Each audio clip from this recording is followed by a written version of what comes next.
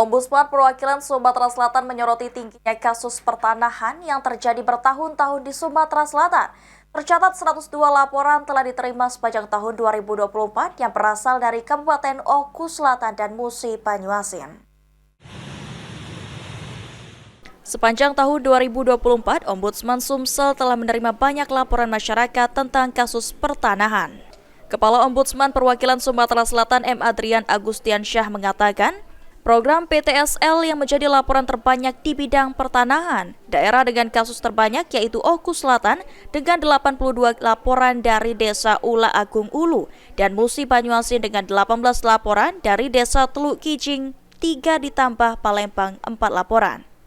Program ini dikeluhkan masyarakat karena telah mengikuti sejak tahun 2020, tetapi sampai akhir tahun 2024 sertifikat tersebut tak kunjung diterima masyarakat. Ombudsman Sumsel telah menyelesaikan laporan ditandai dengan penyerahan SHM kepada pelapor pada akhir Desember. Terkait dengan program PTSL yang menjadi substansi terbanyak di bidang pertanahan, masuk dari 2 kabupaten penyumbang laporan terbanyak yaitu Oku Selatan, BPN Oku Selatan, dan BPN Mubah. Program PTSL ini yang dikeluhkan oleh masyarakat, PTSL yang mereka sudah ikutin sejak tahun 2020, ada yang 2021. Tetapi sampai akhir 2024 kemarin, sertifikat mereka belum bisa mereka ambil atau belum bisa mereka terima.